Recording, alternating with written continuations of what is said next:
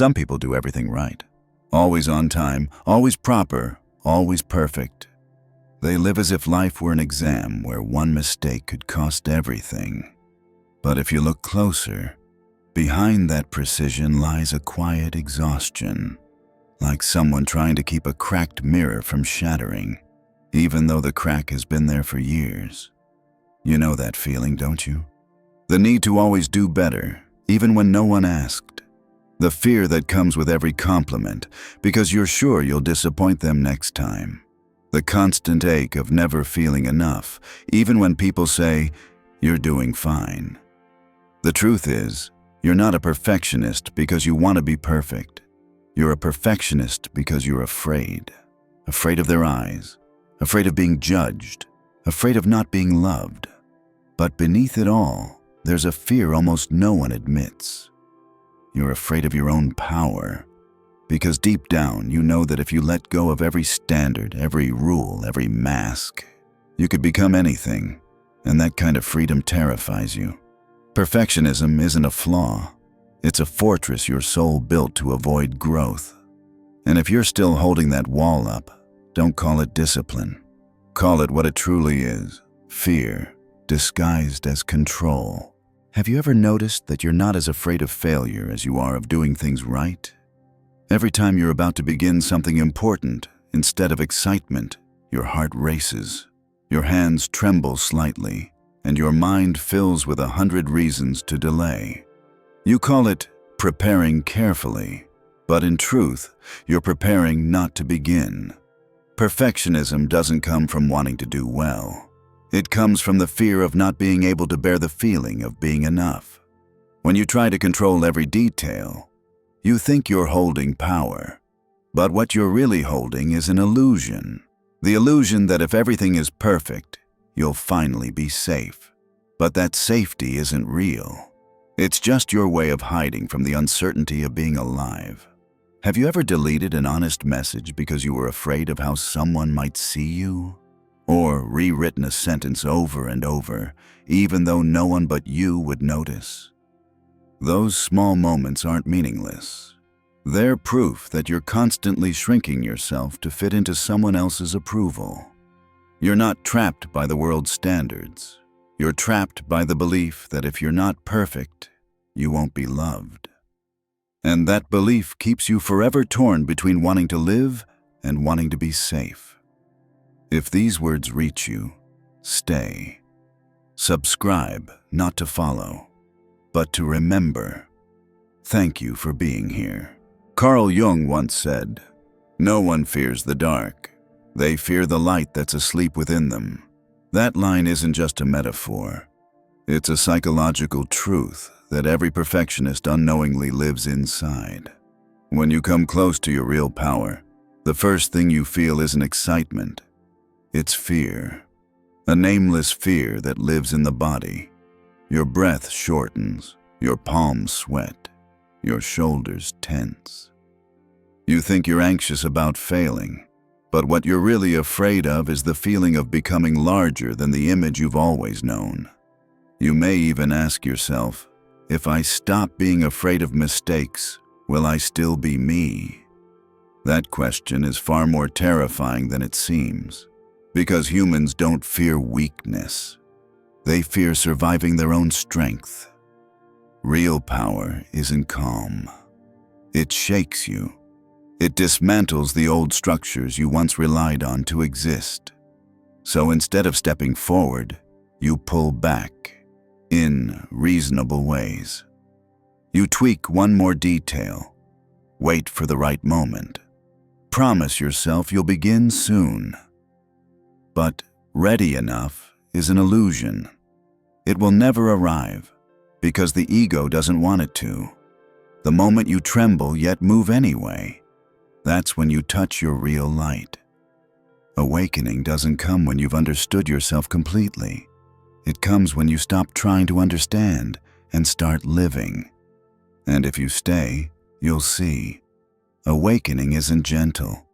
It's the first crack in the shell you once believed would protect you forever. And through that crack, the soul finally breathes. There's a part of you that resists the very thing you desire most. Jung called it the ego, the mind's self-protection system. Every time the soul tries to expand, the ego builds reasons to keep you safe. Not because it's evil, but because it's afraid to dissolve.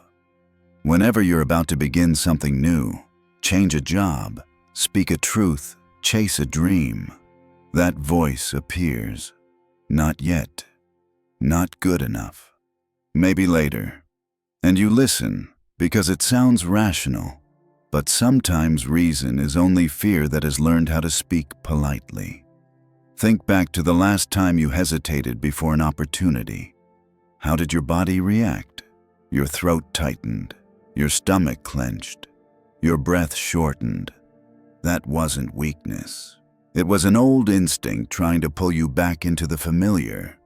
The smarter you are, the easier it is to stay trapped, because you have enough language to defend your fear.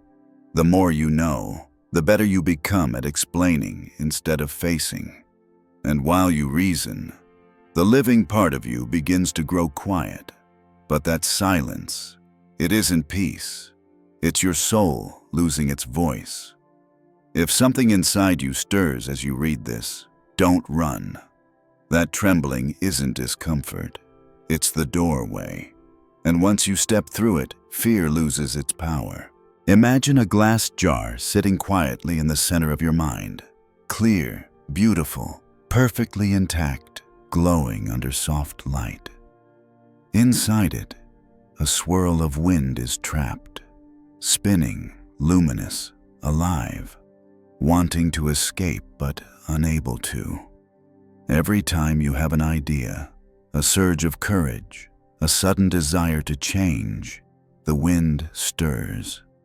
It touches the inner wall of the jar, trembles for a moment, then stops. You hear that faint tap, but you've grown so used to it that it's become the background hum of your life. Sometimes you feel restless and can't explain why. You call it exhaustion, stress, or lack of inspiration. But really, it's the sound of your soul pressing against its container, whispering that it still exists. Over time, the wind grows heavier, not because it's weaker, but because the space inside has become too small. You keep the jar spotless, afraid that if even a single crack appears, everything will shatter. Yet the tighter you hold it, the harder it is to breathe.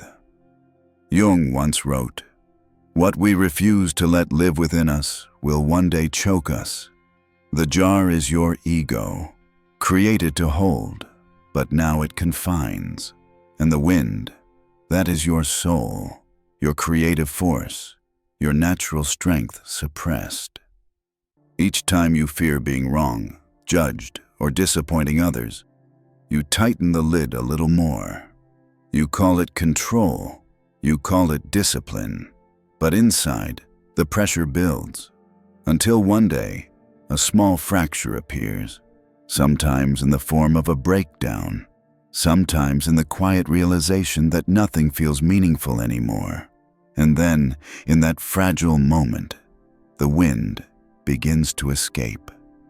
It doesn't destroy you. It carries away the parts that died in perfection silence. Everything you once tried to protect, image, approval, reputation, falls away like shards of glass. Yet amid the sound of breaking, something extraordinary happens. You start to breathe again. For the first time in years, you feel alive. It isn't comfortable. It hurts. It trembles. It feels raw. But it's real. And in that chaos, the soul is freed. Because true strength doesn't need your control. It only needs space to flow. Every jar must eventually crack. That isn't failure. It's how the light finds its way out. If you want to know whether you're living like that glass jar, listen to your body, especially in the smallest moments. When someone compliments you, you smile but deflect, saying, "I was just lucky." When someone tells you that you could do more, you laugh, but a faint unease rises inside. Your shoulders tighten, your heart beats faster, and a quiet part of you pulls back. That isn't humility. It's fear taking the wheel. The fear that if you truly step forward, there will be no way back. And the ego loves the way back. It craves safety, predictability, and control. So it convinces you to choose what's certain over what's alive, to pick what's reasonable over what's real. You tell yourself it's a responsibility, but in truth, you're extinguishing your own fire in a controlled manner. Think back to the last time you felt truly alive, when you didn't plan, didn't try to be right. You just were. Maybe it was when you wrote something without caring who would read it, or when you spoke a truth that had been buried for too long. How did that feel? Your body lightened, the air shifted, and for a moment, life moved through you freely. That was the wind inside you breathing again. But because you've grown accustomed to silence, every time that wind moves, you mistake it for danger, and you tighten the lid once more. Perfectionism isn't an illness. It's a survival mechanism for those who no longer trust their natural strength. But if you keep living this way, you'll forget what being alive even feels like. Everything you do will be right, but lifeless. Every success will feel empty against the quiet truth. You've never let your soul breathe. And one day, your body will start to speak for itself, through exhaustion, apathy, or the quiet wish to disappear. Don't mistake that as weakness. See it for what it is, the forgotten part of you, gently knocking on the glass, waiting for you to open the lid again. Maybe all your life you've believed that control is strength. Keeping everything in order, in plans, within predictable limits. It made you feel safe. But Jung once said, "What we do not allow to live will one day rule us." And perhaps that's exactly what's happening. The more you try to keep life stable, the more unstable you feel inside. When everything is scheduled, you lose spontaneity. When every emotion is neatly arranged, you lose life itself. Then one day, you realize you're not excited about anything anymore. Everything looks fine, but nothing feels real. You still smile, still speak, still play your role well, yet somewhere deep inside, there's an emptiness without a name. That emptiness isn't an illness. It's the echo of the soul you abandoned when you chose safety over aliveness. Control may look like protection, but it's really a gilded cage.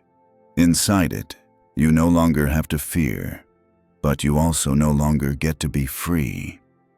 Jung called this the illusion of the controlling self. The illusion that makes you believe you're steering the ship of your life, when in truth, you've anchored it in place. The more you control, the further you drift from the natural current of your soul, and the soul will not stay confined forever. When it's suppressed too long, it begins to break out, sometimes through crisis, sometimes through quiet fatigue that no rest can cure. What you call breakdowns are really the ego cracking open, and that isn't bad. It's the first sign that the wind inside you wants to move again. True strength isn't in holding, it's in releasing. But to release, you must trust. Trust that you won't fall apart when you let go. That trust doesn't come from belief, but from experience. Every time you dare to let go, even just a little, life shows you something. The world isn't trying to break you. The current knows where it's going. Warning hook. If you stop here, your ego will win. It will whisper, "This isn't for me." But if you stay, if you dare to face your fear of losing control, you'll understand something most people never realize. Freedom isn't a state, it's an act. A choice repeated again and again. to release, even while afraid. And in that trembling, you'll discover that real power doesn't live outside you. It lives in your ability to stand still inside your own shaking without running away. When Jung spoke of the return of the soul, he wasn't describing a radiant awakening. He was talking about small, almost invisible acts made in ordinary days. The path out of perfectionism begins the same way. Step 1. Notice when you start editing yourself. When you say something and immediately think, "I shouldn't have said that." Or when you're about to act and a voice whispers, "It's not good enough." Just pause for 1 second. Not to fix, just to notice. Step 2. Allow small imperfections to exist. Write a sentence that isn't polished. Speak before your thoughts are fully arranged. Send something even if it's not perfect yet. Each time you do, you open a small crack, just enough for the wind to pass through. Step 3. Give yourself a few quiet minutes each day. Not to think, not to control, just to breathe. In that silence, you'll hear a familiar sound, the part of you that's been waiting. And finally, remember this. You don't need anyone's permission to be strong. Real strength doesn't need proof. It only needs acknowledgement. You don't have to become someone else. You just have to show up, completely, even when you're unfinished. Everything else, the current will arrange on its own, if you keep everything under control. Nothing catastrophic will happen. Your life will look fine. People will praise you, reliable, composed, disciplined. But day by day, your soul will begin to dry out, not because it's weak, but because it's no longer allowed to live. The true cost of perfectionism isn't exhaustion. It's the silence inside you, where nothing echoes, nothing vibrates. You'll slowly lose the sense of connection with yourself. The things you once did out of passion will become obligations. The dreams that once made you feel alive will turn into to-do lists. And the dangerous part is, you'll think it's normal. Jung said, "What we do not make conscious will rule our lives, and we will call it fate." If you remain unaware of the mechanism that strangles your own life energy, it will quietly turn into a repeating destiny, a sequence of right but lifeless days. But when you dare to let the wind move through you, everything begins to come alive again. Life doesn't get easier. You get real. You don't need to be perfect to be loved. You only need to be fully present to connect. You don't have to be strong all the time. You only need to be honest about how you feel. True strength isn't the absence of trembling. It's the courage to walk while trembling. When you stop trying to control everything, something extraordinary happens. Life starts responding. The opportunities you once thought required effort begin to find you. The right people, real people, start to appear. You don't have to change the world. You just have to stop resisting yourself. And then, like the wind escaping the glass jar, your true power returns. It's not loud, not flashy. It simply is, steady, warm, alive. Everything you do from that place no longer comes from fear, but from fullness. And that's the moment you are no longer a perfectionist. You've become the wind itself. Imagine the night has fallen, and the room within you is no longer sealed. The window is slightly open. The wind drifts in, carrying the scent of earth, of things that have never been touched. On the table, a glass of water sits still.